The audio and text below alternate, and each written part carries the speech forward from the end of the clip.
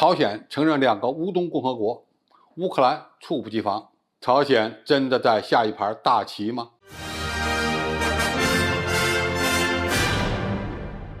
观众朋友、网友朋友，大家好，我是付先超。朝鲜突然宣布承认顿涅茨克共和国和卢甘斯克共和国，这件事对乌克兰来说有点猝不及防，对俄罗斯而言，这是自俄乌冲突爆发以来获得的独立自主国家的第2个支持，可以说是雪中送炭。现在真正承认这2个乌东共和国的国家只有叙利亚和朝鲜。叙利亚是俄罗斯军事保护下的独特国家，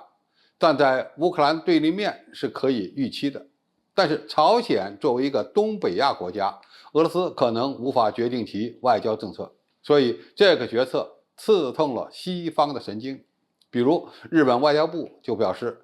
对朝鲜的决定无法接受。现在的问题是，朝鲜为何承认国际社会普遍不承认的乌东2个共和国呢？朝鲜到底在下一盘什么样的大棋呢？首先，为了自己国家的利益，朝鲜与俄罗斯有交易，朝鲜和乌克兰之间呢又没有什么交集。基于朝鲜与俄罗斯的特殊关系，如果没有拿到足够多的好处，不大可能会在争议性极强甚至是一边倒的乌克兰问题上支持俄罗斯。要知道，中亚的几个斯坦国都没有支持俄罗斯，朝鲜显然不会白白送给俄罗斯一个大礼包。朝鲜目前紧缺的是粮食和能源，这些都有可能是俄罗斯需要付出的代价。朝鲜之所以对乌克兰下手，另一个原因呢，还是朝鲜即使与乌克兰断交，也不会有什么损失，最多也就是与西方国家和美国更加对立。美国一直对朝鲜极度施压，朝鲜承认了2个乌东共和国，他们又能怎么样呢？而且断交之后可以再建交，完全可以根据时局的发展做出调整。第二，这是朝鲜对美国和西方国家的反击。其实朝鲜此举与其说是伤害了乌克兰，还不如说是向美国和西方国家示威。第三呢，这也是朝鲜对韩国亲近北约的一次严厉警告。韩国总统尹锡悦对朝鲜的态度相当强硬，而且其与北约的关系正在越走越近。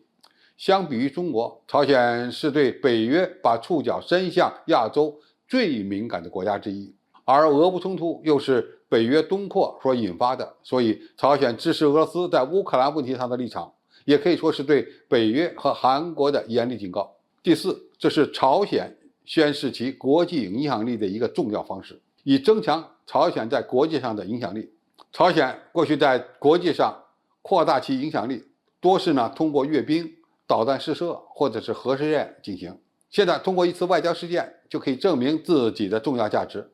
这何尝不是一个代价更小的选择呢？有自媒体称，朝鲜此举是为了在10几年的时间内统一朝鲜半岛的一个布局，这恐怕是想多了。韩国现在是全球第8大经济体，也是一个军工产业比较强大的国家。朝鲜通过常规作战力量